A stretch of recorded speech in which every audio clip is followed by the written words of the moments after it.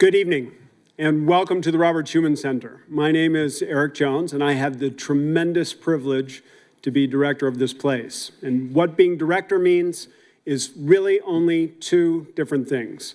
One is that I have to work with an amazing team of people, both academic and administrator, who do all kinds of things I could never do by myself. And just watching them at work is probably the greatest professional privilege I ever had. The second thing, though, comes very close, and that's that I get to host this event every year.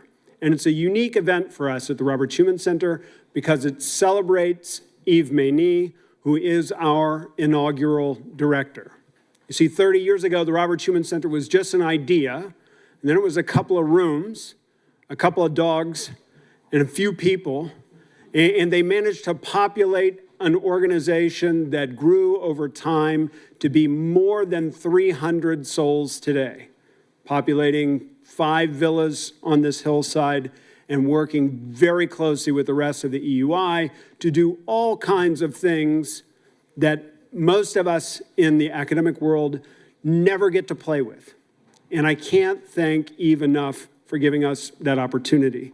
I also should remember the tremendous efforts and accomplishments of Helen Wallace, Stefano Bartolini, Bridget Laffin. These were my predecessors in this role, and the building and the enterprise would not be the same without their many, many contributions. So we're here to celebrate Yves, but in fact, we're celebrating Yves and all of those who followed him. I hope you'll join me in thanking him. Yves, thank you so much.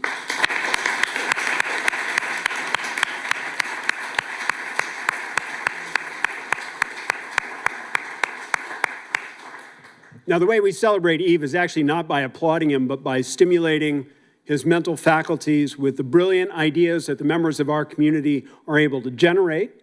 And there can be no better illustration of that than the panel that we have today and the speaker who is going to address this very important conversation.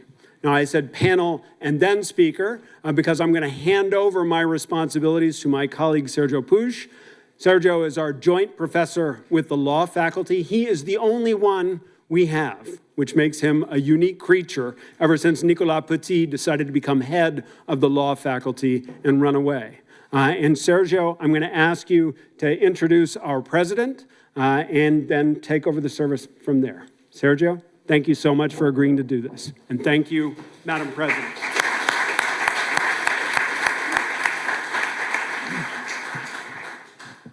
Thank you, Eric, and thank you, everybody, for coming.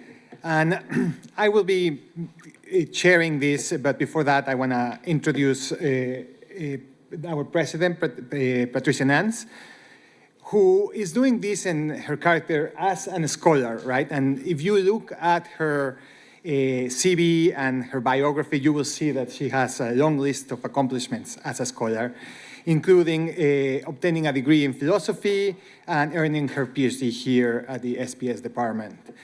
She was also the president of the Federal Office of the Safety of Nuclear Waste Management in Germany, and she was a scientific director of the Institute for Advanced Sustainable Studies, where she was also a professor. As an expert, she has worked on public participation and innovative public administration. She has advised governments in numerous contexts, including the future of education, which is the subject of her talk. In her research, President Nanz explores the conditions for successful social transformations and has written extensively, including several books in areas as broad as research and transdisciplinary research teams. The talk is entitled Reflection Communities, the Role of Universities in Today's World. Madam President, welcome to Schuman. The floor is yours.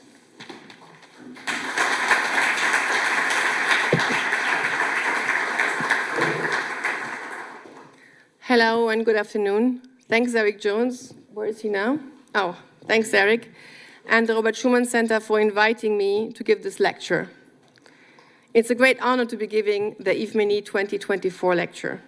It's an honor, but I must confess it's a slightly daunting one when Yves Mény himself is sitting in the room. Thankfully, he does not have to take responsibility for anything I'm going to say. He is responsible, however, for my speaking here today, and I can truthfully say that his leadership inspired me in my decision to take on the role of president of the UI. So I would like to thank him for being here and for his contribution to the development of our institute as one of my predecessors. I also want to thank the professors and fellows and researchers who are here, who have taken time out of their work to come and hear me out. Last but not least, I would like to thank our staff. Our dedicated staff is crucial to the success of every single event we organize. I know from experience that a huge amount of work goes on behind the scenes to make events seem effortless. The paradox is that the more successful they are, the more these efforts seem invisible. So let's please acknowledge them. Thank you very much to all of you.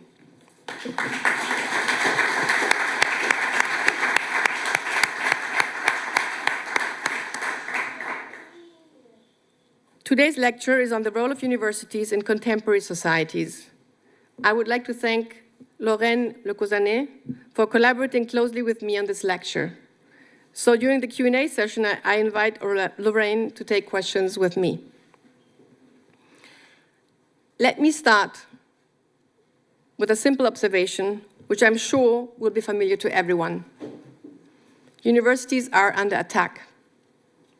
Examples abound, but some are worth recalling. In 2021, at the National Conservatism Conference, G.D. Vance, the current VP on Trump's ticket, said, quoting Nixon, that professors are the enemy. He has targeted universities as a key battleground, accusing them for caring not for truth, but for ideology. Vance said he did not want public money to go into teaching critical race theory, but of what he called a patriotic account of American history.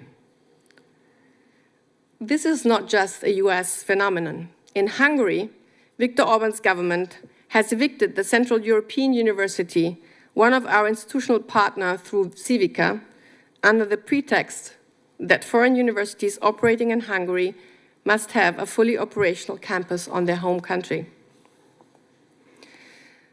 Such attacks can also have a practical form. In 2011, the tech billionaire Peter Thiel, co-founder of PayPal, has launched a fellowship program that gives $100,000 grants to young people, quote, who want to build new things instead of sitting in a classroom, end quote. The fellowship is given in order not to go or to stop going to universities in the name of disruptive innovation. In such an atmosphere, it is no wonder that academic administrators, faculty, and students feel insecure about their role, the purpose of their work, their place, and their future. One clear symptom of this malaise has been the proliferation of formulas trying to reinvent the university. We have had the creative university, the ecological university, the civic university, the good university, the critical university. I could go on. The moral university, the abundant university, the responsible university. With each new gimmick, it became harder to make any sense and take the next one seriously. Universities are constantly urged by consultants to reinvent themselves in response to each new trend, as if just being a university was not enough. The attacks on universities have provoked defensive responses. In a gloomy climate where democracy and liberal values are losing ground, universities tend to see themselves as a bulwark of these values. And in many ways, they are. After all, liberal studies were the pillar in the development of modern university. Academic life is based on values that may be unarticulated: tolerance, inclusiveness, equality, peace, and so on, but are necessary for the advancement of knowledge. Defensive reactions are understandable, but they may come at a cost. There's sometimes an element of complacency in these reactions, which tends to turn universities into small parallel societies in the hands of an elite, insulated from the rest of the population.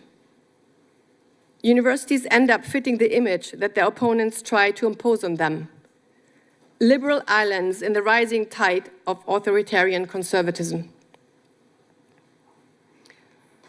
As a result, they often appear as inward-looking institutions bent on defending their own corporate interests, and increasingly at odds with the social and economic conditions of the majority. And this ends up feeding the anti-intellectual mills that is one of the core features of populism. How can we regain the initiative? How can we reimagine ourselves in terms that are not merely those of resistance and therefore not dictated by others? In attempting to answer these questions, I would like to take a step back. We would be short-sighted to see the current crisis of university exclusively in terms of rising authoritarianism or war culture, culture wars. There is a longer history to these attacks. It is more productive to see them as the most radical and extreme expression of a challenge to the autonomy of universities that has been going on for decades and has taken different forms. Take the Thiel Fellowship. It is based on the idea that the university has no other purpose than to be a dispenser of productive assets and human capital.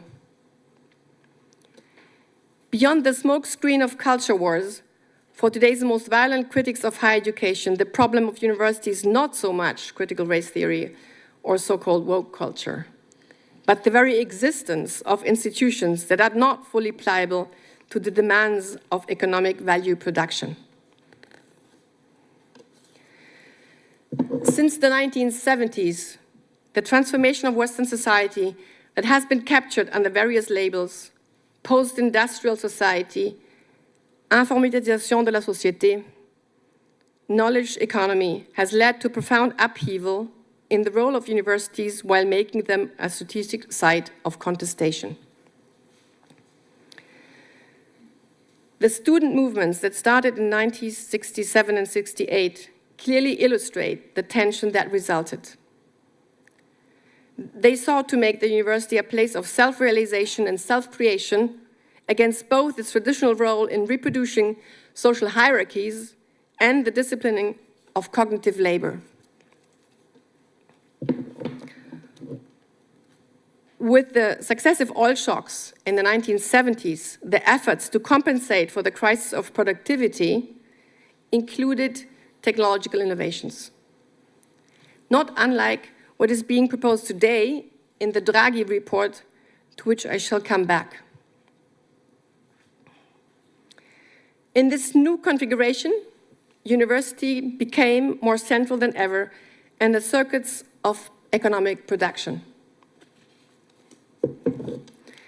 I'm sure that few in this room have much sympathy for postmodernity, for the book published by Jean-François Lyotard in 1979, La Condition Postmoderne.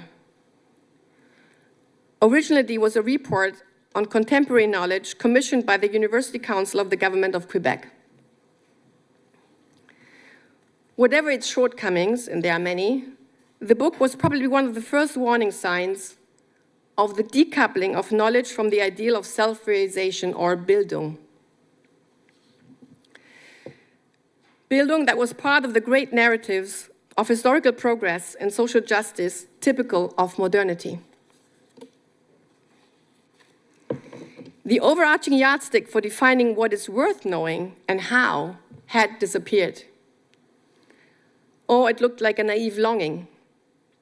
Instead, there were only self-contained forms of knowledge, local epistemic arrangements, more or less overlapping, but fundamentally heterogeneous. How would their value be established? How could societies navigate such a multiple form of knowledge and thus forms of life? He also noted the emergence of new tools meant to navigate and tame this landscape: benchmarking, metrics, or key performance indicators.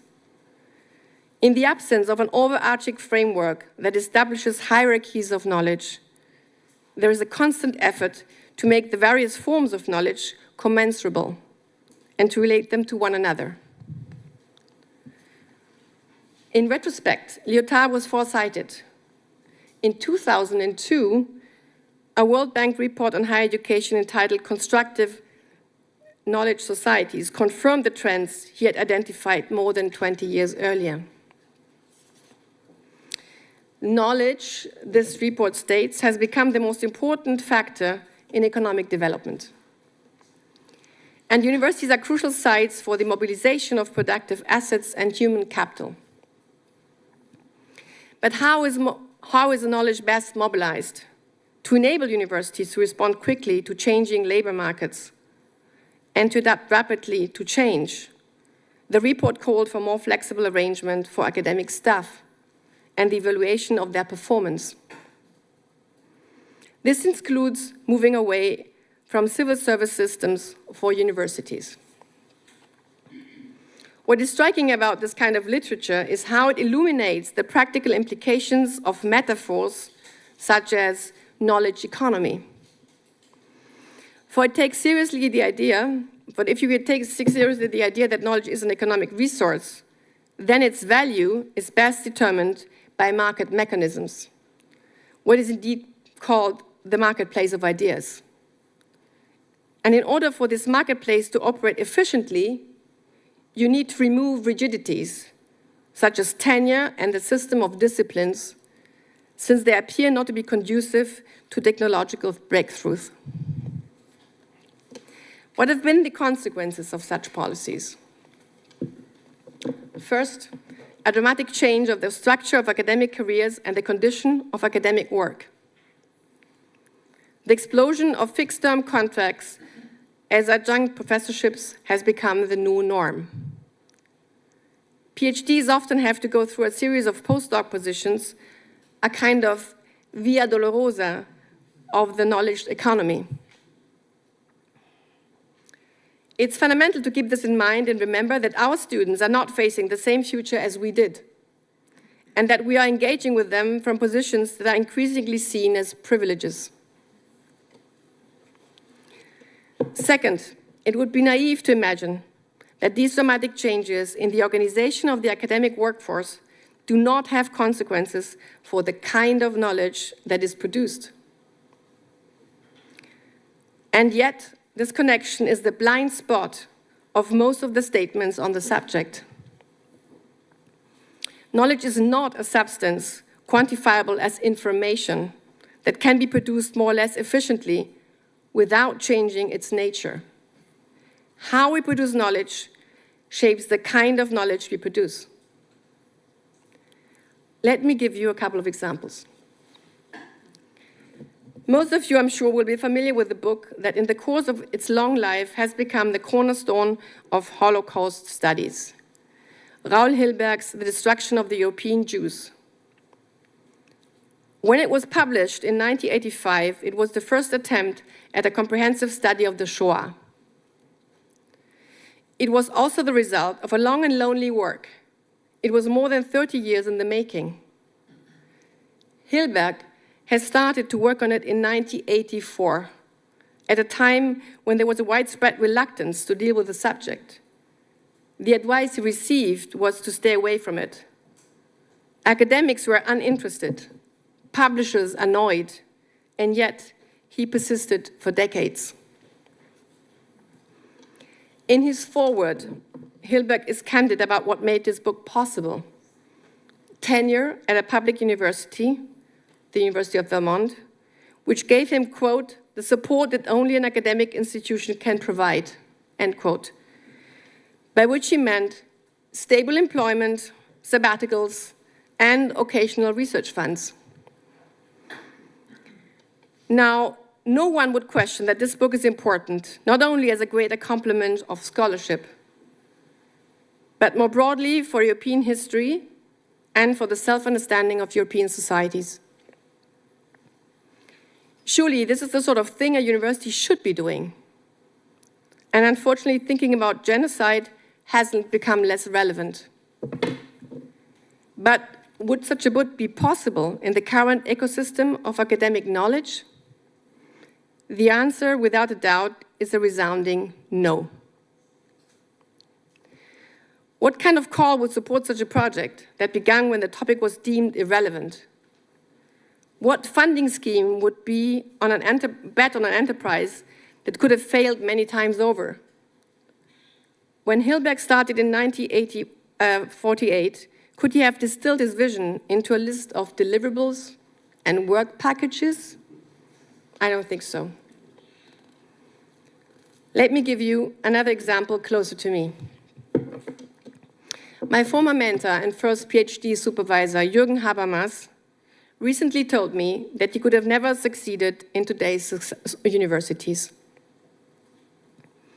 He never applied for a research grant in his life, but he wrote 20 books. In Between Facts and Norms, he presents a deliberative theory of law and democracy that goes beyond the liberal tradition. This book of 600 pages influenced more than any policy paper the White Paper on European Governance, which to my knowledge is one of the first attempts to involve citizens in EU politics. That's what Jérôme Vignon, chief of the task force of the Commission's Cellule de Prospective, told me when he visited me at the UI. We visited the UI in 21 with you, Yves Mény, and I was a researcher. We have to ask ourselves whether something is being lost in the transformation of universities. If we try to measure and control every aspect of knowledge production, we risk losing the ability to engage meaningfully with the world around us. What was once the project of modernity, the drive to make the world entirely available to us, may now cause the world to slip through our fingers. The sociologist Hartmut Rosa describes this as the loss of resonance.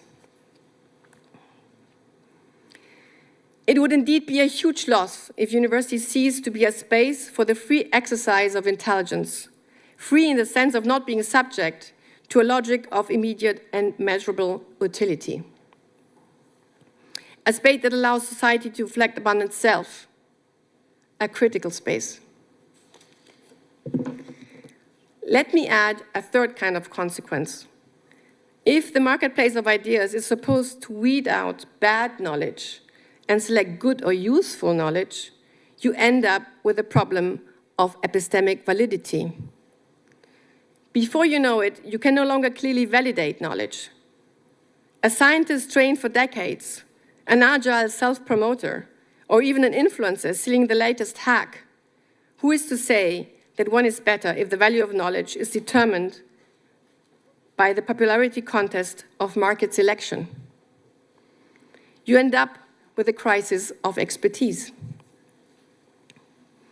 Our point is that without some form of reflexive self-understanding, knowledge production and innovation are not sufficient and perhaps even self-defeating.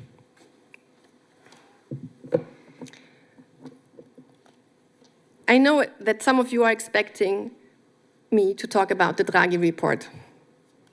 I won't disappoint you. The report deals with nothing less than the future of Europe, and as such is both remarkable and praiseworthy. Draghi calls on Europe to make a radical change in the face of uncertain, if not threatening, futures. This is not just because of geopolitical turbulence and the future of the so-called liberal international order, which are serious enough. All the values on which Europe was built seem to be under threat. Prosperity, equity, freedom, peace, democracy. The foreword of this report states that, quote, "The foundations on which we were built are now being shaken," end quote. At the same time, the succession of crises that require immediate responses, the COVID-19 pandemic, the 2008 financial crisis, the war in Ukraine, and the three transitions that Draghi says are essential for Europe's future, technology, decarbonization, and security, should not overshadow the deeper challenge of our time, the transformation of our society towards sustainability. To keep the future of the planet open for future generations, we need a fundamental transformation of our way of life. I think we can all agree on this diagnosis. And surely we should take the publication of the report as an invitation to reflect on how such a transformation can come about. Clearly, universities have a major role to play. Yet, the 3 proposed transitions by Draghi require more than implementation strategies. They require social imagination, normative intelligence, and critical thinking. What models of a more sustainable society and economy can we envision? Can we think about securities in new ways, away from what has been called the securitization of all aspects of life? Shouldn't we think about the future in terms of peace, rather? What kind of future will meet people's aspiration? Can we make sure that democratic institutions are able not only to back, as Draghi says, but also to shape social transformations? We should not only adapt to uncertainties and, quote, prepare for a fast-changing future, end of quote, but proactively seek a more sustainable and equitable future. Of course, we should embrace innovation, but we cannot do it without also thinking about the overall direction of the social transformations that innovation brings about. We should also be wary of the ballast that comes with the term innovation. Hardly ever defined, it comes festooned with images of breakthroughs by nerds and the startup energy of cool entrepreneurs. And yet, I would argue that we simply do not and cannot know how to bring innovation about. We can only cultivate environments in which it can happen. Sociology and history have shown that discovery is never the result of individual intelligence. It's always the product of diffuse collaboration, accumulated knowledge, and a crucial resource-rich infrastructure of public universities. Only the combination of publicly funded academia and entrepreneurship has led to the creation of Google. None of the major technological achievements of recent decades, from Google to AI, have been possible without the massive investments in the intellectual commons of universities. Universities that characterized the post-war decades in the 20th century. There is no doubt that tapping into these public and collective assets, many companies have been given a head start. A head start which is just another way of saying that they have benefited from free cognitive capital and labor. Resilience also means fostering knowledge and skills whose utility cannot be determined today, but which may prove critical tomorrow.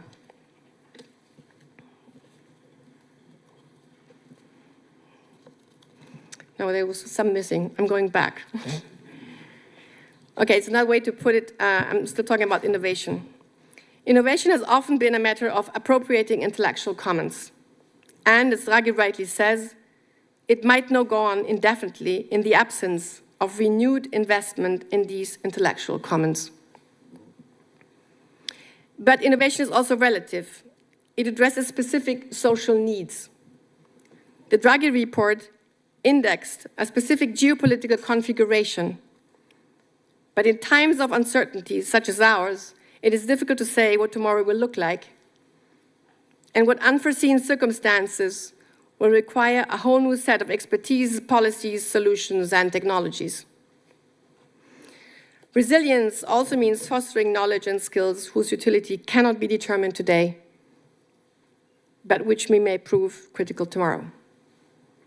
In other words, if we want to promote innovation, we need to ensure that the role of universities as intellectual commons is not only protected, but nurtured.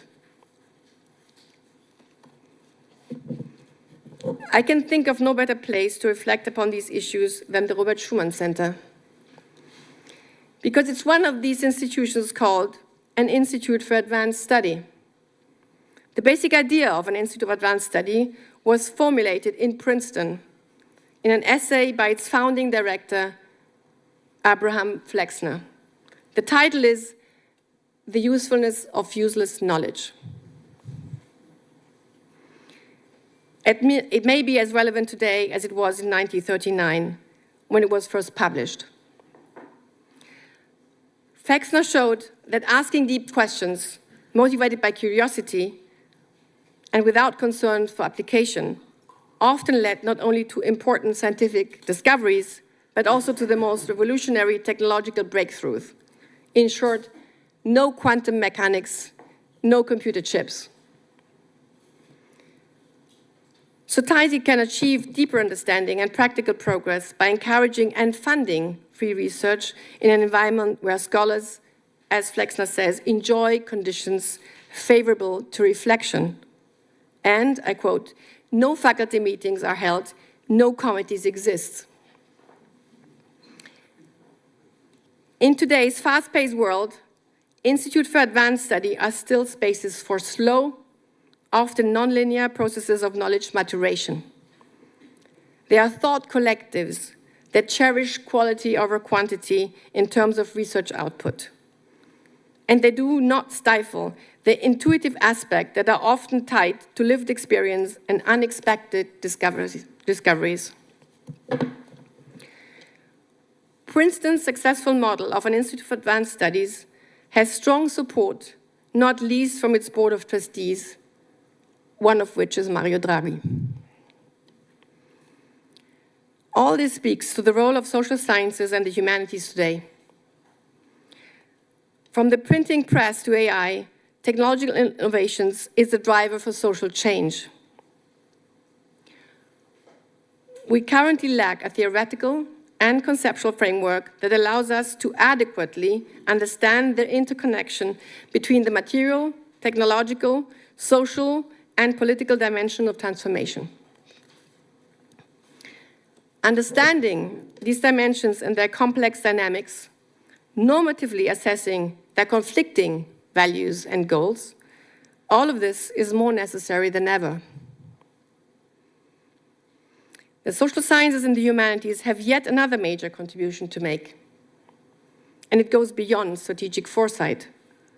It is not a matter of projecting past and present trajectories into the future and assessing their various consequences. It's about using our social imagination beyond the existing and of remaining open to alternative futures. We have all the world's knowledge at our fingertips. What we need more than ever is human creativity that machines do not have. Especially when politics seems to have abandoned its ambition to think about the future in transformative terms. Think of the slogan, "The End of History," which is less a statement about the world than a statement about the fatigue of our political imagination. Universities can be the breeding ground of our capacity for self-invention. Let me briefly summarize the gist of our argument so far before moving on to the last part of the lecture. We have argued that universities are at the receiving end of political, social, and economic pressures, which over the last decades have often sought to turn them into assembly lines in the knowledge economy. Too often, the reaction of the academic world, especially in the social sciences and the humanities, has been to retreat into traditional claims of autonomy and further isolate itself from the social world, the famous image of the ivory tower. Can we steer a course that avoids these dangers? Can we imagine universities that are both open to society and engage with us while retaining their autonomy?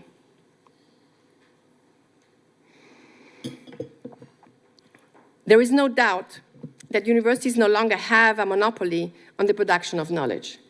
There are nodes, arguably major nodes, in knowledge networks that permeate society.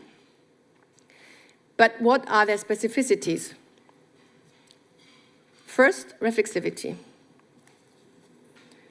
Reflexivity is the ability to examine one's own beliefs, judgments, and practices. It means not just thinking about the world, but also critically examining how we think about it. At a time when we are bombarded with data, we need to meaningfully interpret informations. This is more pressing than ever. Reflexivity is not exclusive to academics, but universities have provided and should continue to provide an environment conducive to critical thinking and reflection. By generating meaning, universities shape how we see the world, how we make sense of it, and ultimately, how we act in it. They are involved in what Hannah Arendt calls the political. They continue to define the terms by which we live together. They participate in the construction of the world we share. This is what distinguishes university from schools, expert agencies, vocational training, corporate research and development. But it's also what makes them uniquely able to provide expertise, executive education, or even commercially driven innovation with the added value of reflexivity. Take the example of executive education. Universities provide spaces that encourage current and future professionals to reflect on their practices. Reflexivity also illuminates an aspect of knowledge that is often missing from current debates. Knowledge is not something disembodied or abstract, something quantifiable that looks more like information. There is no knowledge outside of knowing individuals. Universities are places of self-discovery, self-knowledge, and self-creation, what used to be called Bildung, and they should remain so. They produce not only knowledge, but people, ties, citizens, polities, things that are enormously important to the overall health of societies, but cannot be fully quantified or measured. We have talked about reflexivity. Let's now turn to the second specificity that universities have in order to be able to contribute to society. It's their community structure. They exist only through relationships between people before they exist through the buildings and campuses. The existence of these communities depend on a certain degree of closure. Not everyone is free to join, but also of openness to other universities, to their local surroundings, to their publics, as well as to political and economic actors. Universities' communities maintain various relationships with their environment. This includes publishing activities, the communication of research results, interventions in public debate, economic transactions, employment, real estate, partnerships. All these relationships are ways in which universities are anchored in the world. All these relationships need to be carefully examined to determine whether they promote or undermine reflexivity. So, what is a university conceived as a reflexive community? It is a university that engages with society, with its various institutions and actors, but does so on its own terms. The terms of its engagement cannot be dictated from outside. The various aspects of this engagement, financial, political, social, should be constantly made explicit and elaborated as an object of reflection. Today, universities should ensure that their reflexivity is safeguarded and that the conditions are in place for them to flourish as vibrant, engaged communities. What are these conditions? First, academic freedom, the license to leave nothing untouched and unquestioned. Second, a safe space, a space to engage with different points of view. Let me underline this. Universities provide a safe space, but in the sense that it is a space where one can be safely unsettled. A safe space only makes sense if it allows us to move out of our comfort zone. We are not here to confirm social currencies or identities, conventions or trends. We are here to reflect on them. Third, we won't be able to exercise this freedom and enjoy this safety unless we're given the time to do so. This means a time to read, to write, to make sense of the world, to explore, to probe, and to engage. What kind of engagement with society could we wish for? More than ever, universities need to provide spaces of reflection for society at large. As smart technologies and social networks continue to erode public spaces in favor of informational silos, there is an urgent need to maintain spaces where shared understandings can be developed. Spaces for clarifying what transformation means for our society. Over the past decade, foundations and a few government institutions have created many spaces for new ways of looking at the world, for co-creating futures. To name just a couple, the Center of Public Impact, which operates worldwide, or the Danish Design Center. They all involve social actors and, in most cases, researchers. They often draw on expertise in social imagination and world building from arts, literature, and design. Sometimes these spaces also involve citizens. They broaden the understanding of what has been possible in other places and at different times, using examples from around the world, and expand their sense of agency and civic action. Yet only few such spaces are offered by universities on their own terms, under their own conditions of reflexivity. We can think of the media labs at the MIT or at Sciences Po, for example. Drawing inspiration from these and many other initiatives, we at the UI have launched a working group to apply reflexivity to the university itself. Our aim is to continue to explore university engagements with society and to foster a constructive debate on this issue with the wider public. When universities are open to societies in the sense that they bring it within their walls, they offer spaces to reflect upon itself. That too is innovation, and perhaps one of the most fundamental kind for our nature. Thank you.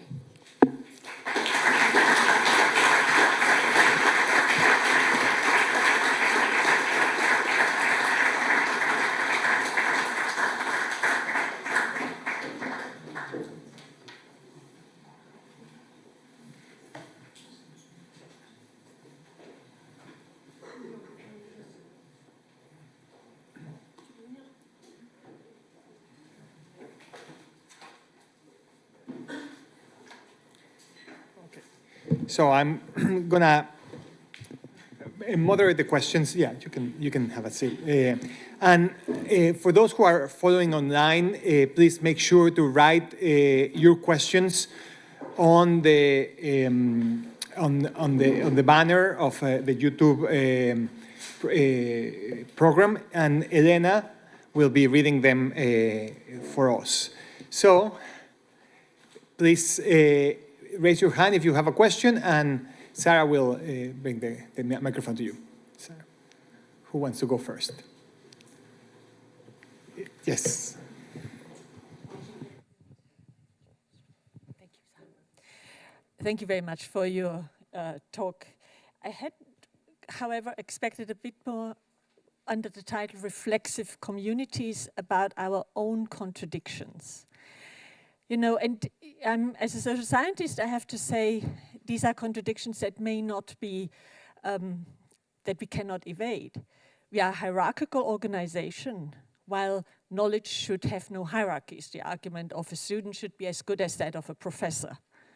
Our students ask for openness and open debate, but also want to have certain people not invited or not on a podium to discuss. So in a way, I was wondering, given your start, why have universities attracted such opprobrium, such critique? What have we ourselves not addressed to be better able to say, no, we are not doing this, we are not ideological, we are open to every good argument that is there?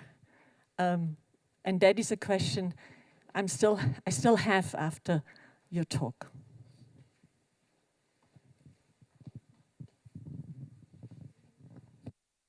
Shall we take some of them together? Maybe 2 or 3?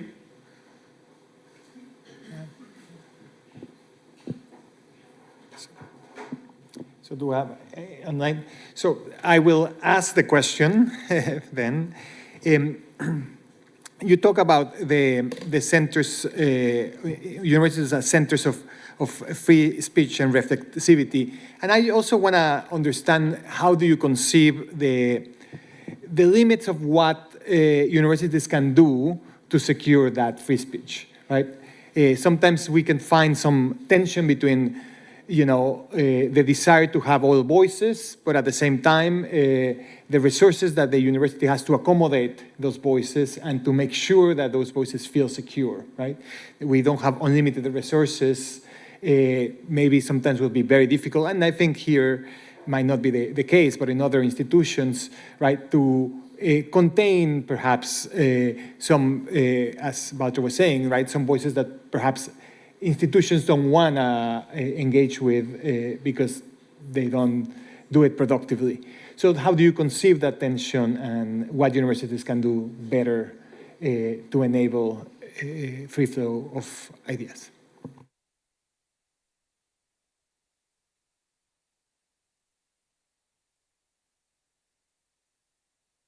Shall we have one more? Yeah, I have. Eric. Yeah.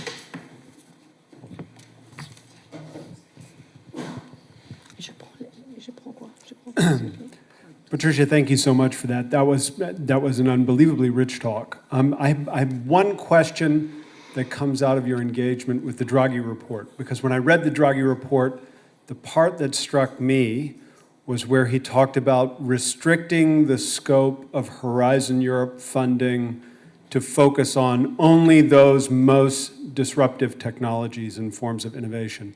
My question is, do you believe that the state should use financing to influence the kind of research that we do, or should the financial model be that the state gives money to the university and the university figures out its own priorities?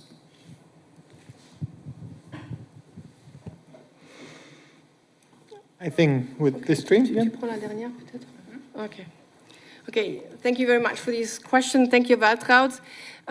So the question, I was talking about hierarchies of knowledge in the sense of validation of knowledge. Yeah, it's not a question of course, you're in a space of arguing. Everyone is welcome under the principles of reflection and making arguments, not just throwing feelings to each other. But more importantly, you asked why university didn't react to that. Well, first of all, this is precisely why, because universities are embedded in economical, political, and social developments. And they have not been sort of particularly forceful and courageous, I would say, and particularly in the social science, to make the case that they are needed and to reverse this development of economization of knowledge, I would say. And I think it's high time to do so. I think it's a slow development, which is sort of often underground, and you didn't see it coming. You saw it coming through the concrete, how can I say, elements, which is, measurements of impacts and all these kind of quantifications and stuff. But it was not a big debate after the World Bank report, for example, within universities. So I think it's a current which is sort of influencing policies, research policies, the way grants are conceived, the way universities are organized, and so on and so forth. And I think now, in particular for social science and humanities, which are more an attack than any other, than the sort of natural sciences, I think we should really sort of reverse it and make a claim, right? The limits of free speech, that's the question of of safe space. As I said, to me, is a space for unsettling your own viewpoint. It's not to confirm your identity. It's not that you have to shut up because another person is offended easily by their feelings, but rather to engage on the reflection of what identity building is about and so on. So I would simply say that there are principles of scientific dialogue and arguments you have to respect. I would leave Lorraine the third question of Eric. Here, can you hear me? Yeah. Can I say something about the first question? Of course. Thank you. About the contradiction, I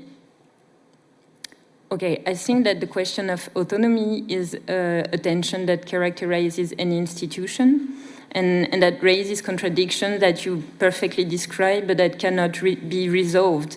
And that's what the work, as you mentioned, that what reflexivity is about is not about resolving contradiction, but it's about identifying it and think about what makes us a specific institution. And so I wouldn't say that this lecture was the place to actually find a solution to those contradictions, but maybe to find some leads to collectively reflect on this.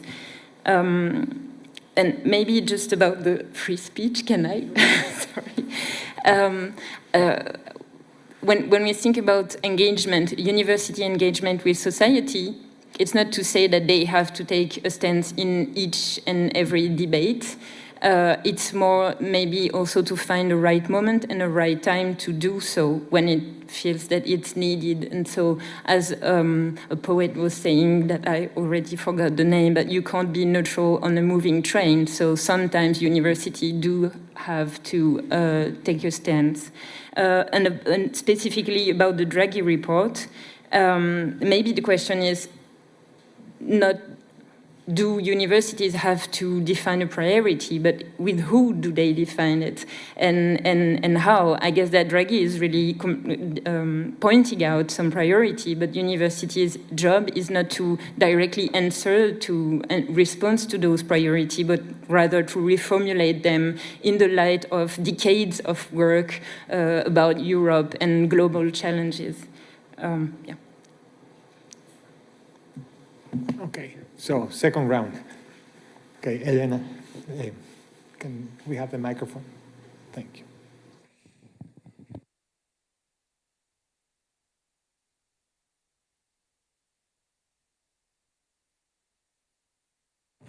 It's a bit of a difficult question, but I think it says something like, is there ever a truly universal and pure knowledge system? A truly universal and pure knowledge system.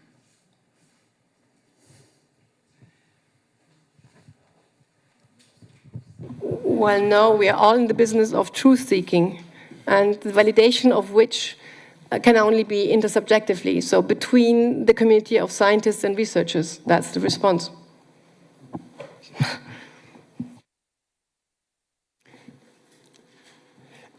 And can you please introduce yourself now? I think I forgot to make that. We live in a society with too much information, and we have lost real knowledge. But we spoke about knowledge society. So I ask if the role of universities can become a role to shift from knowledge society to what I call wisdom society, which means a society in which we can use in a proper way the knowledge in favor of the human being.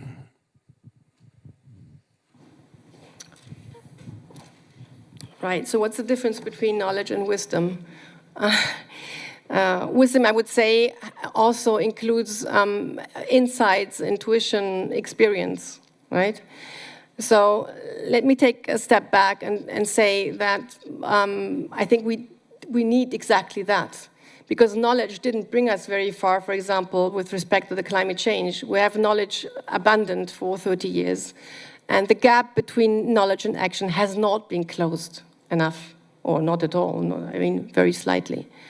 So this means the gap cannot be closed, not because there is no knowledge, and the state has difficulties in absorbing knowledge. I can tell you from the experience of being a scientific advisor to governments, but that you need also wisdom in the sense of experience and intuition and being able to make sense of the world, which is more than that knowledge.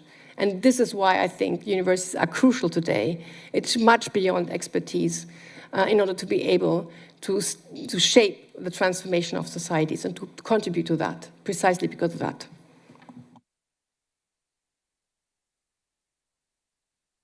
Yes, please. And can you introduce yourself again, sir? Hello, I'm Matej Marco. I'm from STG, from the School of Transnational Governance. And I wanted to ask you, you mentioned freedom of speech. But today we see more and more that freedom of speech is not that free anymore. You can speak only about subjects which are generally tolerated. And when it comes to a part of your speech where you said that university should create a space where no stone is unturned, but sometimes when you turn some stones, university tend to become very offended. And I'm here only for 1 month, and I can tell that it's already my case, for example, in some lectures that I encounter my opinion, which is not directly my opinion, but my curiosity to look into something, has been seen as offensive towards some of my colleagues or even to some of my teachers, which for me, in a space like UI, it comes, I would say, at least weird. And I wanted to ask you, and it's a question for everyone to reflect to, where will we put freedom of speech in the future and in our community here at UI? What will we do with our freedom of speech? How will we use it wise? As my predecessor speaker mentioned, how can we use the freedom of speech in a wise way to look for the information, just to be able only to reflect on it? And I think we have another question from the public. So another question from the online audience. How can universities balance their role as academic institutions with the need to actively engage in political and societal issues without compromising their integrity or becoming overly politicized? So I take the first, Lorraine takes the second. Freedom of speech and academic freedom are a bit different, but let me take them together. I do believe that the developments of universities over the last years and perhaps decades has been to construct safe spaces where you cannot, how can I say, unsettle other people's comfort zone under certain principles of dialogue and arguments. And I believe that we have to do so. We cannot just resettle what people already think, otherwise we don't learn anything, and not only students, but everyone on campus. So I do think it's very important to practice reflection in the sense of unsettling knowledge, but also unsettling social currencies, identities, trends, in seminars, but also beyond on campus. And I would everyone encourage to do so. But I give you one example, and perhaps it's the one you think of. Whether or not we are a university, a European university, which should research on Europe or not, is a question which is highly disputed on a campus. And I see different currents, and I think different tendency and different points of view. And I think we should really engage in sort of reflecting upon exactly this. This is a typical issue, and probably you're reflecting about this. Thank you. So in the abstract of the lecture, we were mentioning Max Weber, I think, this idea of neutrality. And I think it's, to answer the question, it's, there is a, to our point of view, there is a huge misunderstanding about this idea that scholars should be value neutral. In what, sorry, I don't remember the word in German. Wertfreiheit. Thank you. So what Max Weber says is not that scholars should prevent from engaging with society. What he says, just in a few words, is that there is a time to exercise the scholarly thinking and a time to engage with society. He himself was really engaged and politically engaged. So if we stop misunderstanding this call for value neutrality as meaning that we should prevent ourselves to have any judgment, then we realize that there is absolutely no contradiction being a scholar and being engaged with society. Perhaps let me add something which also relates to Waltraud's question, I believe. We are full of relationships, political, economical, financial, and so on, social, etc. But our duty as universities is to reflect upon the conditions of these relationships, whether it's conducive to the work we do or not. And we have to do so constantly for each funding scheme, for each funder, for each way of engaging with political and social actors. We cannot escape this. We cannot settle it once for all, but to do it constantly.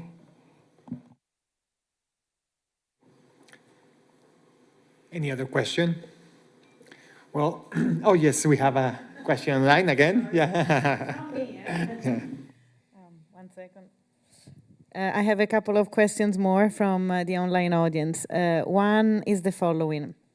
That universities should have more autonomy and time sounds attractive, but will only reinvigorate anti-intellectualism. How should the university engage with the wider public and its concerns? And the second question is, in your opinion, what is more conducive to protect academic integrity and freedom? Stable public funding, diversification of funding sources, or other solution? This is more about funding. Yeah. Can you repeat the second one, please? In your opinion, what is more conducive to protect academic integrity and freedom? Stable public funding, diversification of funding sources, or other solutions? Okay, let me take the first one. I mean, it's a question of priorities. If we think that not only highly, specialized scholar publications are important, but also publication for the wider public, that this kind of engagement is important, then we have to also deliver the conditions to do so, meaning be able to write books for the larger public, for example, or being able to participate in public debates, right? It's not either or, yeah? But I'm not saying we should do either one or only the other. But I do think that the latest trends sort of being more reactionary to these attacks of university has often brought us and other developments not to engage in public, not to public and for larger audiences for many reasons, because it's not good for the career and so on and so on and so on forth. So I think it's important that we reflect on the ways we can engage with the public, and communication is just the precondition to be able to communicate widely. I think we have to think of how to bring the public in meaningfully, which is not to say that scholars give public lecture and that's it. But the example I gave at the end are ways of labs in universities and in governments to bring citizens and social actors in to think of alternative futures very concretely in cities about, can be questions of environment, can be questions of how to rethink democratic institutions. There can be many, many topics. But there are ways of doing it. Only that it doesn't go by itself. You have to think about these kind of infrastructures. And this kind of infrastructures for larger publics or for social action of co-creation of futures are, in a way, social innovations, right? So we would not be the first one because there are already universities and institutions who are doing it. But to my knowledge, at least I'm not aware of any where these kinds of exercises are systematically related to the social sciences and humanity at large. Thank you. I see, Eric, you you want another? There was a Oh, question there's a about second funding. Sorry, no, and also sorry because I don't have the answer. I mean, but about like public funding or diversification of funding, I would say that the question is less from whom we receive funding than how. For example, if by public funding we're meaning state-funded university, I mean, it depends on which states are funding the universities. And also if public funding is turning into a multiplication of call for projects where you have less and less time to answer and you hire only fixed-term researchers, I guess public funding is not really promoting reflexivity either. So maybe the question is how funding is allocated, and this is maybe a case study to have to each relationship. We were mentioning this. So I guess the idea is does it promote the time to exercise reflexivity that we just mentioned, rather than the origin of the funding?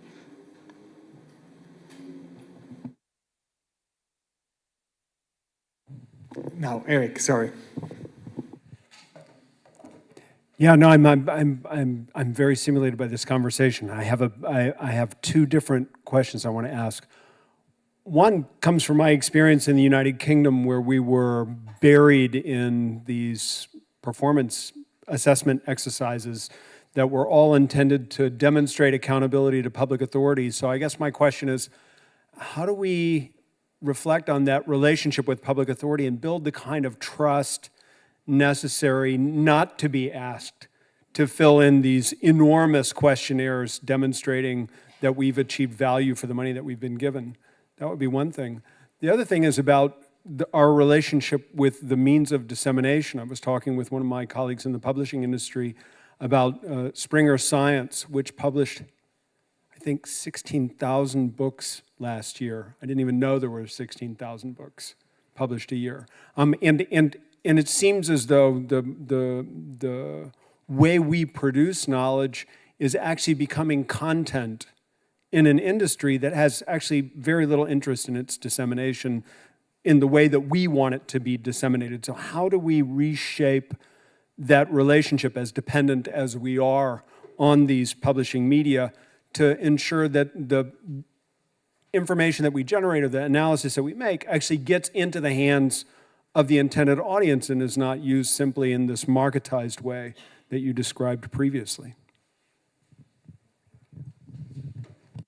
Very good questions. And okay, to the first one, I have been asked when I was sort of the director of this Institute for Sustainability in Potsdam to work on impact. And I can tell you that we try to publish on and try to find out how impact can be retrieved, and it's not possible. It's very indirect, and it's not measurable really. So it's very difficult to account for the effectiveness of scientific policy advice, for example, right? But besides that, I think it's a very interesting question, and I think the universities should be very bold, and I mean, not only universities, also research institutions, and could reverse the relationship, go to public authorities and reflect with them about funding schemes. And I really think that there's a huge interest on that. So I found people asking me all the time now, how should we change it? Obviously, it doesn't really work. Also because if you have a call, you already know about this issue. So there will never be a call about anything unknown or anything really future related, because it's already the present or the past, right? So, and this brings me back to the relationship we could have also with social and political actors. It's not to say you tell me what your needs are and we try to respond. Often they're very happy and even grateful if when you engage with them, you think about the question underneath the question. What's the real challenge? What are we really talking about? And you find out, and you go deeper and deeper and deeper. So it's not a question of responding to the surface of the needs, but what are the causes, not only the symptoms. And this would be an ongoing engagement of reflection with these actors, which has also then consequences for the funding schemes. About that point, I don't know if it answers your remark, but another thing that I noticed is that there is a tendency from academy to take those assessment indicators and performance as criteria for evaluating the quality of research inside. And this is, I guess, what we should all resist, is not to resist the confusion between what is assessment by public authorities of the performance and what they are in their role, maybe in asking this. But we should resist taking the same criteria to evaluate the quality of what we are doing inside the academy. The other question was again, publishing, I have no answer. The funny thing is that when you think about the lecture that Derrida gave about the university without condition, like he was promoting like 30 years ago, I guess, the idea of universities being able to operate without condition, without imperative, etc. He was already saying that we should pay attention to this publishing environment, saying that, and we should think about it when we're questioning about the role of university. Maybe it's not the question, and it was our point, is that we should reflect on the relationship and how university communicates about their own activities with society, which is mediated, can I say that, with publishing environment, even more now that everything is online and that you have companies that are like training their AI models on the results of research. And so I have no answer, but this is precisely what we should pay attention to, this kind of relationship, rather than re-questioning all over again the role of universities. Well, I would say something more. I think it also is a question to the way research should be communicated. It's not only a question of publishing, with, of course, a huge development right now.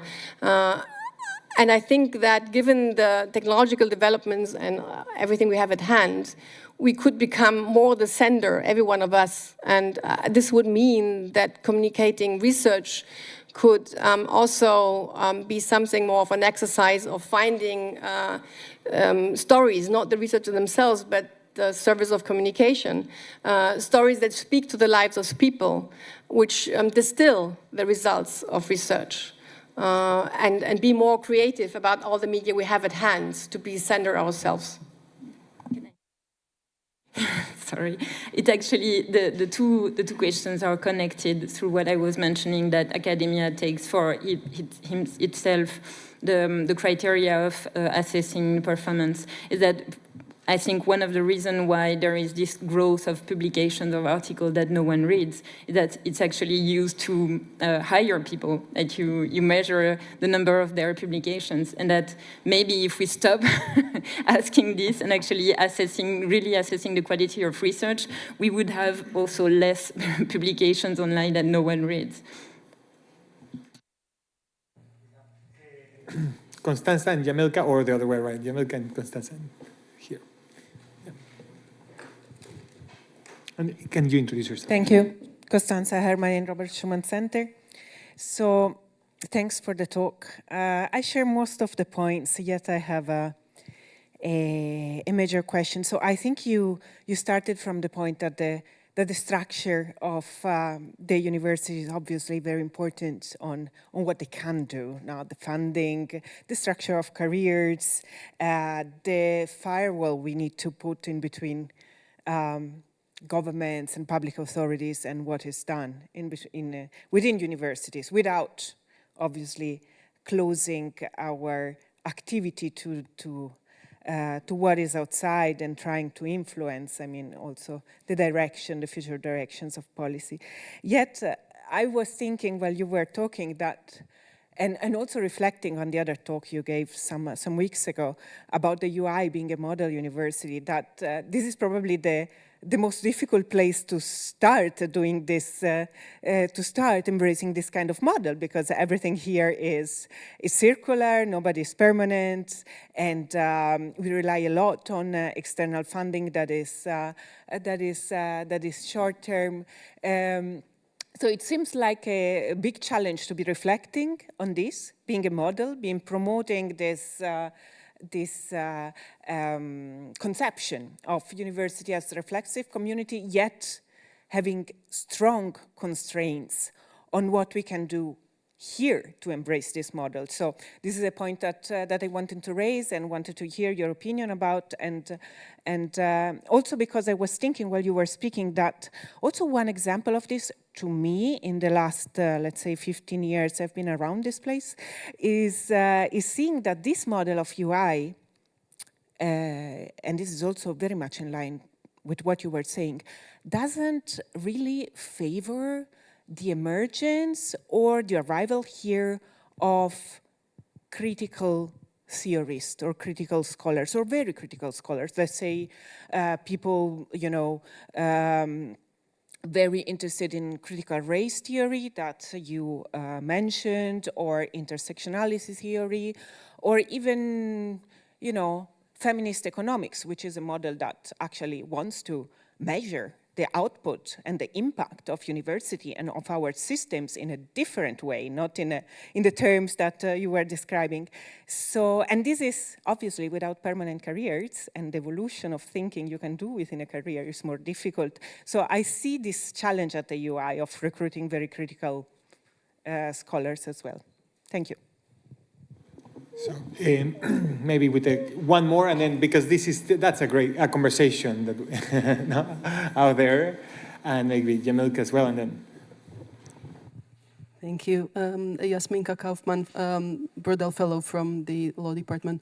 I was wondering if you could just say a bit more about the debates on the European identity of the Institute that you said are going on at this moment. So on the one hand, I'm not surprised, because I guess this is part of the reflexivity, reflecting on the identity of this institution. But on the other hand, it is a bit strange for me to hear that European identity would be challenged, because I see this place as a place of the perfect place for debates about European project and its future.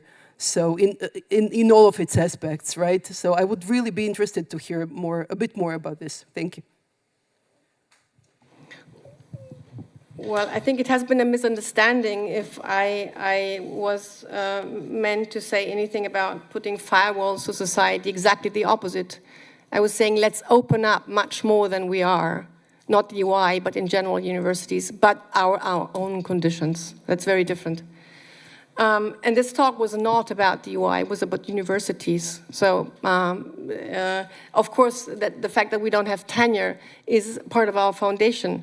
And so we have structural constraint of that. Nevertheless, there are many ways of allowing for reflection and for deep work and, read and write and publish. And which is, for example, granting sabbaticals or securing time for research and publishing. And this is something we have in our hands.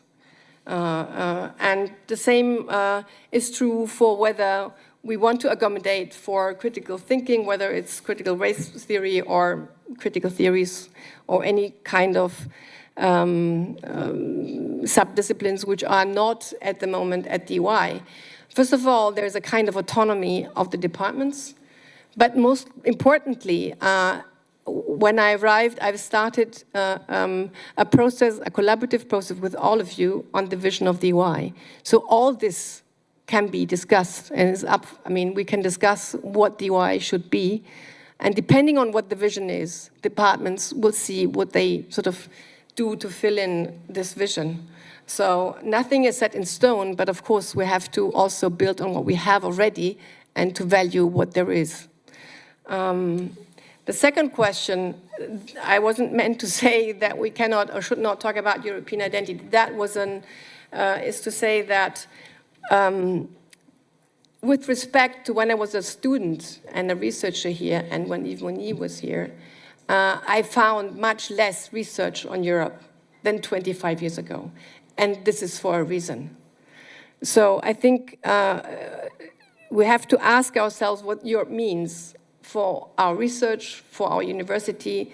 Is it, in what terms do we sort of incorporate Europe in our thinking and writing?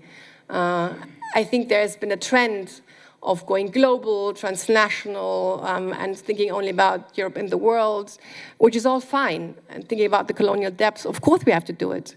But this does not mean that we should also contribute to an alternative future of Europe. I think that's a great place to end. And I want to invite everybody and those who didn't ask a question to have a Prosecco and maybe continue the conversation. And for those who have to swim tonight, like Roberta and others, to come and have a canapé. So, and also join me on thanking Professor Patrizia Nanz for her talk.